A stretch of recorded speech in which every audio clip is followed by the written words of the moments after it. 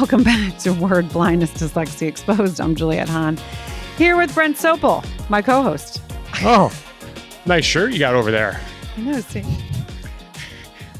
Did you get your Curious George backpack, the Velcro on it yet? I know I haven't, but I have it. I literally just put it on next to my backpack. You better not be showing up to this golf event September 15th without Curious George in the backpack. I know, I will. So this was from Elizabeth and Brent. It is like my favorite shirt. Well, and I used to call it, Elizabeth gets the credit for buying it. She's throwing through Amazon. I don't know how. Again, I don't know how she gets onto a lot of things that she ends up buying, but that popped up and she's like, "Oh, this is perfect." And no, it's so sweet, and I love it. Hilarious. So I was actually wearing it today, and you're like, "Hey, can we record?" And I was like, And I even have, and then I have this very fun necklace as well that goes with it. What do you mean goes with it? It's just like it's all very curious. I get a lot of questions. Yeah.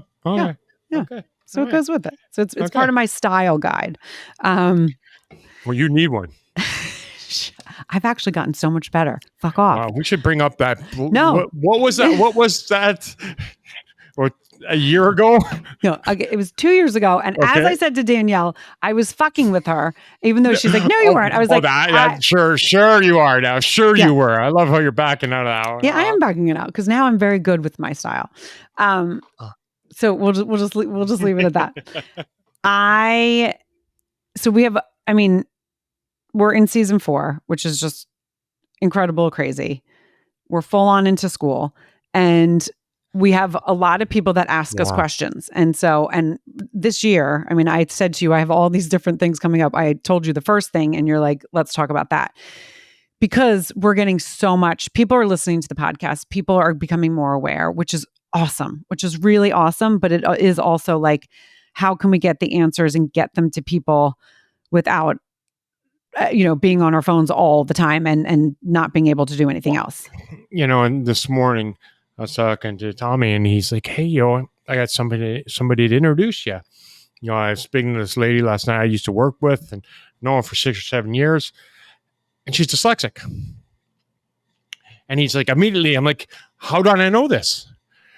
And he's like, "Oh, shouldn't have said that because that sounded like an asshole thing, How do I not know this? Right? How do I know? He's like, "But you think, we've done marketing things together, and he's like, I just now that I would have thought, I would have saw it." Or I'm like, so it's amazing how many people that since you're involved in the foundation and doing these things, how many people are dyslexic. He goes, it's crazy. But I said, back to her, I said, you can't recognize something you don't understand. So, you're never going to catch her misspelling something or taking a different approach or taking longer. And, but it was funny, which leads into this. You just, all our conversations is getting people to open their eyes. Mm-hmm. Which obviously leads into what we're going to talk about. Because if we didn't do this, we wouldn't have got to the situation that you're going to speak about. Yeah. So, okay. So I'll set it up. So I have a friend, long history of family dyslexia and dysgraphia, all of these different things, a lot undiagnosed, but one from like a grandparent, and then no kids really have had it. But one of the kids just came home, had like a paper that they wrote, and they were super proud of it. High school, freshman. High school, okay, freshman. Yep, freshman. Oh. And they haven't really struggled. Like it was a couple of things like, oh, maybe. And now this is a good friend of mine, knows the world that I'm in. She knows, I've talked to her since we've known her. She's known Montgomery since he was little. So she's been through all of it with me. And it's just preference. Meltdowns. A lot of times things come out as the school gets harder, right? Well, 100%. And so I asked that question to preface where we went. So you're going from middle school up, you got the big boy pants on now at high school. Exactly. And so they were really excited about this paper, and they came back and didn't get a great grade on it because of spelling. And so my friend was telling me this, and she's like, just pause, because I went fucking apeshit, right? I was like, what? And I was like, do you know that that's what happened to me my freshman year? Like, oh my God, this is, I was like, you have, like, whatever. So I said, and then I'm like, I actually don't know if you can do this. Let me talk to Brent about it. So then when I was talking to you, you're like, let's record. So I suggested, and it's a private school. Well, go into what happened the next. So then there was a test, and and so I also was like, okay, I think the universe is telling you, God, Right. God bearing so people. Explain that to the listeners. Yeah. So there was a multiple choice, and it was like global and glocal, and they knew the answer. The child knew the answer, but picked glocal because it's the spelling thing, and then was like, I knew that, but I don't know why I picked it. And so I was like, okay, you need to get her tested, like, first of all, and I'm not going to say it again, and she was like, I know, but I said, in the meantime, because you can say like you're going to get her tested later, whatever, but I really think you need to do it now and get it set up.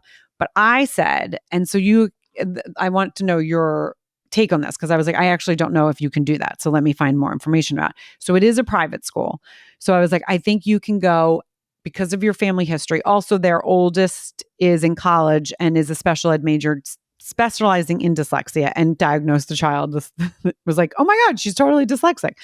So I was like, I believe you can get a 504 and put it in and say, we have a doctor's appointment on this date. My child diagnosed, we have family history. These are the things, and take right from there.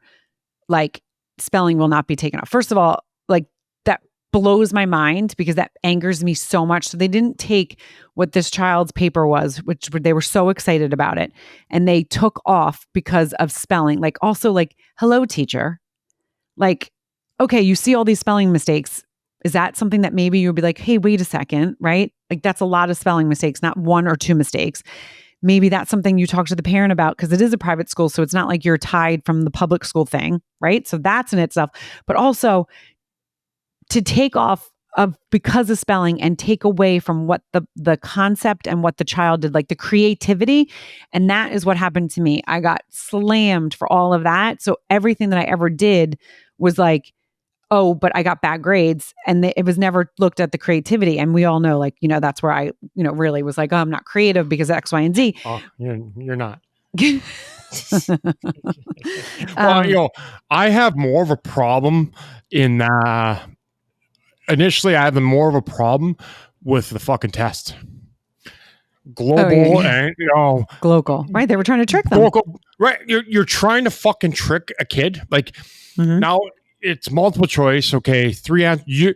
You're not smart enough, you fucking teacher, to put 3 different answers. You want to play fucking peekaboo, like trickster, like we're fucking in kindergarten. Playing 7-Up, thumbs up, heads down, thumbs. Like, you're not creative enough to come up with fucking 3 answers. Now, I don't 3 know different answers. I don't know if it was a teacher or this was a district or whatever, but they were doing is trying to see if the kids are paying attention, but they're not thinking of the kids that have dyslexia or have something else. Like, well, Lila said to me last year too, she was doing great. She would have done fucking killer on the final, but she ran into that exact same problem. Like, paying attention. So you go and flip a word. Like, how many people just skim, right? How many people that, like... Penelope's actually done that. She did that in biology. That's one of the reasons why I was like, I think we need to do something more, because she did the same thing. She's like, I flipped the thing and then they gave me points off, but it was the same answer, but I just put one word in front of the other. Right. So you lazy fucking teachers, go fucking fly a kite and fucking fly off to in another fucking world, right? Like, you're not creative enough to come up with 3 different answers. So if the kid knows, like, that tweaks me, first off. Second off, I can't answer that question because it's a private school. Okay. Right. Meaning every private school has their freedom to do what they want. Right. You can go there. I would advise her to go there and have that conversation. Hey, my oldest daughter is diagnosed with dyslexia. I've got her, the history in my family. I'm going to get X. tested this year, trying to get an appointment. What can we do? I wouldn't, if I wouldn't lock in a 504 right now, because what if it comes back a lot more and that they won't let you go to an IEP? And, again, it sounds stupid, but they're not afraid to do fucking stupid things, right? And you know how long this conversation is going to take to have, right? So it's basically, if you go get tested now, we're implementing it next year. So I would, if I were, I would go and have a conversation with the school, whoever that is involved, talking about the history, to make them aware, right, of what's going on, right? And we're going to go and get X, tested this year. Get those results again. As I've said this until I'm blue in the face. Private schools can do what they want. Right. Some are awesome. Right. Some are terrible, right? But they have the control to do kind of what they want, right? So, and I wouldn't rock the boat quite yet. Yeah, I was like, do I need to call? I got so.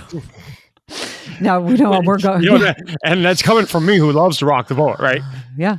I would just, it's an opening conversation. And until you have that, just say, you can talk about the history. You can talk about, the two exam and the paper. And I just want you to make aware of this, that I am going to get X tested. Is there, just be aware that this may be in our family. It's a family history. Yeah. Right. And so this may be it. Again, as we talk about, as I motherfuck teachers, a lot of them don't have a clue what that even means. Right. So it's just kind of opening it up, laying it up there for a softball, because, what if it comes back as everything that I got, right? All four of the 5 Ds, right? Now it's a different conversation to what we're going to have to do. And it's going to be a longer conversation. And the reason I also say that is because, we're not getting results, right, to the new year. Unfortunately, this isn't a quick thing, right? Depending on how extensive this has to be and how many times you got to go, or how it's breaking up and what's their schedule, what's the doctor's schedule. A lot of doctors are booking 90 days to 120 days out. Right. So we're not talking until getting tested. So again, that's the other reason why I wouldn't come in there guns a-blazing, even though I love to do that. Setting up a nice little softball laid up there to open that conversation. Because they're gonna come back with, well, where's your test results? That's their automatic kind of thing. Right. So hey, we're gonna get it tested, but I just want you to make aware of our history. Right. All right. That's good point. That's why I said, let me find out, because I don't know, because this is what I would be screaming and yelling at everyone, because again, because of my traumas, and this is what kind of like my freshman year, my English teacher.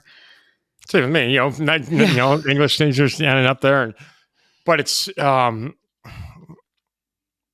love to go guns a-blazing myself. I'll come in there with you, but it's just no, it's smart. Yeah. Let's be smart with it. Pause. Going in there hot right now without an answer, which we're probably, 6 months away from that exact answer. Yeah. That's just going to make things even worse. Now, if you can just come in there, hey guys, X, we have history in our family.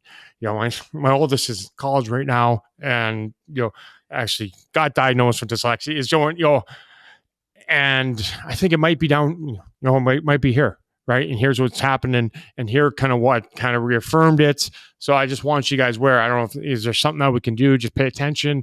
Maybe not, spelling can be a little bit lighter on that until we get an actual confirmation. But it is obviously dyslexia is in our family, and it is hereditary. So, but be assured we're going to get our tested so that you understand that. And then once we have that, we can further, and we'll have that. That's how I would go about it. Okay. Keep them in your kind of good graces right now, because it's so far out of where we have the definite answer on what that is. Okay. All right. I have another one for you. Ready? Another one bites dust. Another one gone. Another one gone. Okay, so another family, another private school, their child has accommodations. And they use them, but they don't use them for every, like they get extended tests. They have ADHD. And they, I'm not 100% sure all the things. I know that they have accommodations for tests. I know they have test anxiety, and there's, I think, something else in there. But basically, the school emailed, now they emailed everyone and said, if you do not use your accommodations at every point, they're going to be taken away and we're going to log it. And so this parent said to me, like, I talked to my child, they're a senior, and was like, I don't need extended for some quizzes. Like, I don't need extended. I don't need to stay in from or go from my study hall to stay in for a quiz, or I don't need the extended time for some things. So I get anxiety at some points, but like if it's a big test, yes, I'm going to use it, but I don't need it all the time. And the parent was like, they kind of got into an argument because she's like, well, no, they said they're going to take it away if you don't use it. And the child was like, but that doesn't make any sense. Like, that's not fair. Like, I don't need it every fucking time. So like, I want to be able to choose when I need it. Isn't that what accommodations for? And that plays right into my my first answer, right? Private schools get to do whatever they want, right? So what they're trying to do is trying to set up the kids, right? To fuck with them, right? So because they don't want to give them to the kids. So this person, 100%, they don't need it. Like a quiz of 5 questions. I don't need, it's only 5 questions, right? Or a test of 55 questions, right? Right. Big difference, right? Big difference. But they want them to skip one, so they take it away because they don't want to give it. So they're fucking with them purposely, so that this situation would happen that he's like, fuck it, they're not going to catch me, or I guess should not catch me is the right word. I just don't need it. It's only, I'm not going to sit here an extra 30 minutes or whatever it is. They're setting them up, knowing that they don't use it every time, knowing that they don't have to, but that's the way to set it up and take it away because they don't want to give it away. So, again, private schools can do what they want. Some are great, some are awful. This school is fucking awful because you're trying to set the kid up. You're trying to set the kids up for failure, meaning one time you don't use again, and how it is, what if it is, let's just say math, and that kid is great at math, right? So I got through it. I feel real good, right? And what if they're terrible at English, and terrible at science, right. So this is just a way to set the kids up to to fail, to take away their accommodations or whatever the terminology they use, in that school. Right. And so I was like, again, I got like really pissed, but I was also like, it's because, and tell me if I'm right or wrong, but I was like, for them to do an extended time, and the reason why they're trying to like mess with it is because they have to pay someone extra. So it's all about money. And they were like, I don't think that they have to do that. Like it's like in the library. They use as an excuse. I mean, jump on top of there. Yeah, because the teachers are getting paid anyways, right? So, do they have to pay them time and a half though? Like if they're not in there, like if they're taken out of, like, say they're a para. So like a para, like they're like an assistant, like then they go to different classes. If say that they're only have, and I don't mean to interrupt you, but like if there's like 5 classes that they have that day, but then there's one of them, they have to go 6 because it's a class for kids to do extended time. Wow. Don't they have to pay that para like an extra? Now you're talking about something a little bit differently, right? Okay. You're adding an extra class in for a teacher. Right. So that's what I was thinking. That's why they're trying to catch kids and do this, so then they don't have to pay. But a lot of times, that teacher, let's just say, I don't know, Elizabeth and I were talking about the other day, because where I grew up, and we only had 5 periods, right? Hour-long classes, and an hour and 10-minute lunch, I think we had. Wow. Yeah, we had 20-minute lunch. No, we had 3 classes in the morning, 5-minute in between first and second period, a 10-minute break between second and third, and then lunch was an hour and 10. And then we had 2 periods. So a lot of times that, you just stay a little bit longer, right? So now you have to come, that's still your student. Okay. So it's like, our kids, Montgomery or Penelope or Lila, hey, I need extra help in my geometry. Can you help me? Yeah, come to class after, after school, right? After school.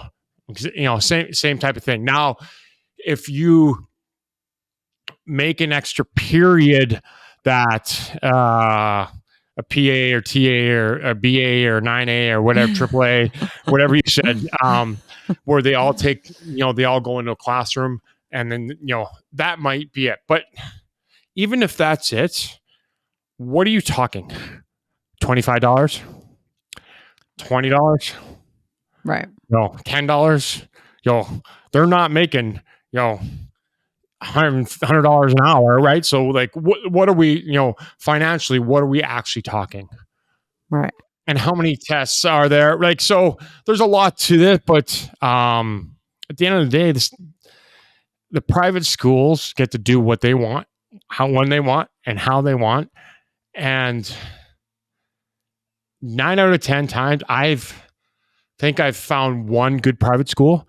The rest have been shit. When it comes to this, and obviously this summer, I think we, getting into being terrible. Obviously, there's a big boarding school here that I interviewed, just to do hockey, to coach hockey, right? There's the tuition is like $75,000, right? There's 500 kids or something. He had no idea about dyslexia. Didn't care about dyslexia. He didn't care. Like, the more and more you dive into it and get into our side of it, there's a very, very small percentage of people that actually care about the kids and not about the paycheck. Mm-hmm. And that's a sad way to think. No, but it's true. And it's true. And you always said, I don't like it, right? No, we don't we never want to talk about that, like, and your first experience with this. So it's like, oh, Mrs. So-and-so loves us, Yeah, with Montgomery, that was, right? Yeah. May love you, but their paycheck's more important than, doing what's right. And, unfortunately, for me, I usually fuck myself financially because I don't care that. I usually put the kids first, and I get fucked. Right. No Vaseline. That's an image. Thanks for that. Sorry about that, listeners, as you got that visual there. No, but it's it's so true and sucky, because I mean, we know, anyone that listens to this knows that I like to see the good. I like to see the good, but I know, and not that people don't like to see the good. I'm not saying that you don't like to see the good, but I go in thinking, okay, let's see the good. And it just stings and hurts when you're like, God, it's not about they can do a very good job, school districts, of not putting the feelings of the child and just having it as a number. Like, they're very good at doing that. I mean, a lot, I've talked to so many teachers. I have so many teachers in my family, that some are able to disconnect, but there's a lot that don't. And some of them get out of teaching because they're like, I could not do it. Like, I couldn't go against the district. They were like, no, you're not allowed to do that. And I'm like, but that kid is struggling. I can't just let that kid struggle and then move him on. There's, that it's a harsh world. Yeah. And again, I wish I could always, and that's why so many people obviously don't like me, because I can see it and I call them out. Right. And they think I'm the asshole. Well, you're the asshole putting yourself before a kid. But, that's the truth of dyslexia, right? They don't understand it, and that's why we do what we do, and that's why we talk the way we talk, candidly, and from experience. And it's not fun being 48 years old. Talking about my mental health is fucking terrible, right? We never want a kid that way. Yeah. It doesn't have to go through these things. And the harsh reality is, when we say what we say, not purposely to put people down. It's just facts and reality. And Mhm. it sounds bad because you're not fully engulfed in this world like we are. And it's unfortunate. Mhm. Okay, I have another one. Oh, I told you I you was got the lying. There's a pickle lot. trunk. What else you got in there? There's a lot, Jeez. a lot of things. So I had a DM from a woman that was diagnosed with dyslexia later, and she is very involved in her nieces and nephew who are younger. Like I think it was like 5, 6, 8, 2, and 4, like whatever. I know I gave a wide range there. Well, in elementary school then, right? Yes, thank you. I should just say right in elementary school. And she was saying that the one child is dyslexic, but really, really, really smart. And diagnosed dyslexic or yes, diagnosed dyslexic, and she is their main caretaker. I don't know the details of it. I don't know what their schools. I don't know where they live or anything. So I don't know if it's a homeschooling situation or whatever. But basically asked, how does she keep this kid, because he asks so many questions. They go to the library, they get encyclopedias. She's like, I can't hardly read them to him because of my dyslexia. She's like, so it really is, it's causing a lot of things and I need some activities or ideas for him. So I was like, ooh, I love this because books on tape, like books on tape for the 2-year-old, the 4-year-old. I was like, we did Magic Treehouse. This is what I did with Montgomery and my kids. I told you this, right? Magic Treehouse? It's a Magic Treehouse. It is the most, it's Jack and Annie or like I forget, her last name is Pope.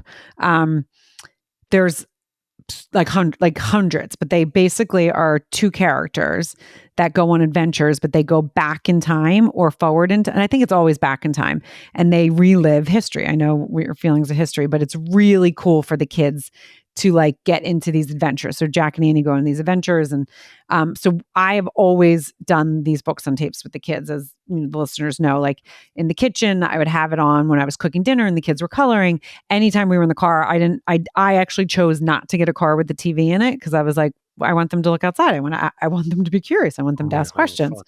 Yeah. So we were like one of the only people like, why not? And I was like, did you wear tie-dye pants and shirt too? I did not. And what is it?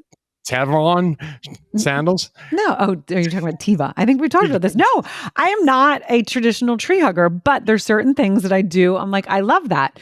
So yes. And I would have friends that always were like, what? I can't. So my kids would go into other people's cars. Mom, do you know TV? I was like, yeah. And guess what? We could have had a TV. Well, what do you mean? Why don't you get a TV? I'm like, because Jack and Annie.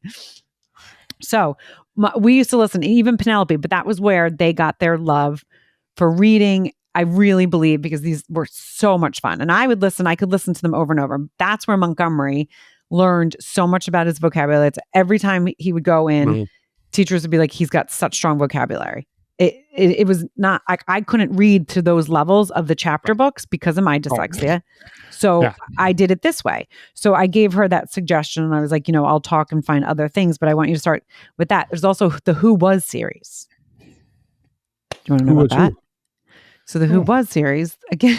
I had a TV in my car and I made sure that I unplugged it so that I could put my own movies in and watch my own movies up front. And do not take driving lessons from this one. Okay. Listen, watching movies while you're driving. I was listening. How many hours I'm sitting in traffic? Yeah, I know. I was listening to Jack and Annie singing fucking mad, whatever the music. I'm going to work. I'm not, singing Jack and Annie or remember Pinky, Bluey, Black, Yellowy, Purpley. Right. You're those Pinky, Bluey, whatever. You would have had adventures for these guys. Oh, yeah, but that I use as obviously that was bedtime stories. Yeah, right? That's again same concept. I couldn't read to them, right? So and I don't know if I told you the story. I was over at Paul's house maybe about a year ago, and Peter grabbed me a book, wanted me to read. As we're reading, Paul walks by me, pulls this book out, and gives me like a fucking 2-year-old book, so because I was struggling reading it. Right. So I had my characters, Pinky, Bluey, Yellowy, Pinky, or Blackie, Greenie. Those are the characters. Yeah. Pinky and Bluey went to Six Flags, and Pinky and Blackie went to the mall and bought. So I always, that was bedtime stories. For me, it's probably the books on tape is probably the best. Because being creative. Now if you're going to learn, the younger ones, the alphabet or whatever, it's with like little boys, you get a piece of paper, and you write the letters on there, and you get them an A, get them to punch a hole in the, in the paper, right? Being boys, being wrong bunch. Just, I want to do, little things like that, or, obviously chalk, or, being creative to be fun. But the books on tape is probably the easiest and best, and especially now. We grew up in the CD age, right? I had 200 CDs. I'm flipping through the big count. You can find, all those books and tapes. You can, right on your phone, right? Yeah. Bluetooth, can play with them maybe. And you do. You can get them on Amazon. I don't know if you can do this, but the words. Can you do books on tape? Onto the car, the car TVs as you're talking about, where the words are coming across. Well, so I did say to her, I was like, you should also, if he's that curious, get the hardcover so he can also look and follow along. And because he also might want to look at the pictures. Right. So that is one. But so there's something called Tumble Books. I don't even know if it's still around, but it was all through the library. And you basically got free Tumble Books, but they were books that were read, but they actually had them animated. So, but they were the animated meaning. Pop-up books are my favorite. Yeah, I know. Aren't the pop-up books the best where you can like hit something? Oh, I love pop-up books. But no, it was basically the book being read, but not like it was more graphic. It's not the characters weren't moving around, but it was flipping the pages and highlighting the words. Yeah. And Tumble Books could go up to a very, very so that's when like the kids were like the A level, B level, C level, and they could actually do it. That was part of what I used to do for homework for them. Like it was like you had to read. I'd be like, okay, let's pick a Tumble book that you guys can go and pick your letter. And Montgomery would always be like, I want to do the, the D and the, the F and the G. And I'd be like, go for it. Who the fuck cares? You're not bringing it home. Like you're going to learn more vocabulary. But that is one of the reasons why he had such strong vocabulary is because we did that all the time. I did read, but I couldn't read to a certain, I would fall asleep if I was reading a chapter book, first of all. And it would take me it would be so slow that the kid would be like, this is fucking boring. Right. And so I gave her some of those ideas. Yeah.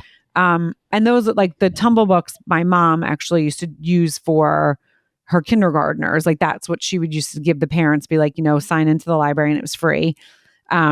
The Jack and Annie stuff, I would always just be like, okay, which ones? And when I tell you there's like the A, E, I mean, there's like 15 and E, like there's so many, I want to say hundreds, but I'm, not great with math. There may be like 60 or 70. Well, probably now though, obviously it's been a few years, there's probably expanded. I don't know if she died, but Mary, I gotta look. I mean, this was like, when I tell you, even if it's fun, it's almost like a movie. You're like, oh my God, I can't believe Jack. They're really good. They're really well written, and there's history, and they learn stories to that. Look at Jack, look at Jack and Annie. They're making out in a corner now. Jack and Annie are definitely old. They're probably my age. Absolutely right. But but you also learn so much history. Like I remember Penelope because she would listen to them like too. And I remember her would come and be like, Mommy, did you know blah, blah? And I was like, history doesn't exist. I know how you feel about Were you history. there? No, but Jack and Annie were. No, they weren't. How do you know? Because were you there when Christopher Columbus came across? No, who was? Who saw him? Where did he land? I could, I hear you. I could go and talk about my unicorn stuff and say that certain spirits, people all can be reincarnated and maybe they came back. And what? So Christopher came along and said, hey guys, I was here. To who? Here. Yeah, to someone. He's like, I dreamed this. I don't know. But you're right. You are totally right. Because it is very subjective. Like, how do we really actually know? So I think that's probably the best. Again, now, how much time everybody spends in the car, right? Traffic, driving somewhere. I remember, back there's no TVs, there's no cell phones. I Spy with my little eye, all those little games that we used to play on, I used to travel with my dad. I'd be fucking looking at the app. We'd have maps, follow the map, and Mm-hmm. So that's probably the best and easiest access for her, because obviously we're not going to sit down and crush off that chapter book. Yeah. So literally, that was just yesterday. So I haven't heard back from them, but I was like, that I think is, especially for curious kids and you're like, fuck, I don't know. Right. I can't answer all these questions, but also like you can come up with questions and then go to Google. I mean, that's the thing, when we were young, we obviously had the internet, but like when Penelope and they were young, but when we were young, spend 20 minutes loading. Right. You're like, oh my God, there's not good things. Right. Yeah. Oh my God. But like when our parents, like the questions, I'm sure, like I know my parents still, they'll be like, gosh, you asked so many questions. Why? When the kids are in the why phase, I wanted to punch every one of my kids. Why? But why? Just shut the fuck up. Just do as I tell you to do. But why? But why? Oh my God. I had an answer for everything. Why am I not surprised? Just like, there is not a plane in this world that you get on, leave with a plane friend. Right. And I make plane friends on other people's planes. Yeah. Cause I'm curious. This is why Curious George. But no, I think this is for people. These are some really good tips to think about as you're in school. But again, check in with your student.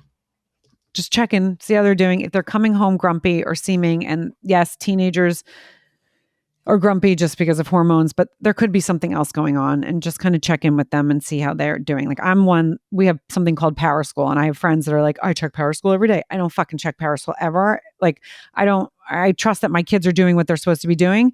But like if all of a sudden someone's coming back to you and a little bit grumpy and you're like me and you're not going and checking in Power School, like, these are the types of times you don't have to check in with teachers. You can kind of look at shit. Even checking Para School doesn't check. Like there's cheating, there's,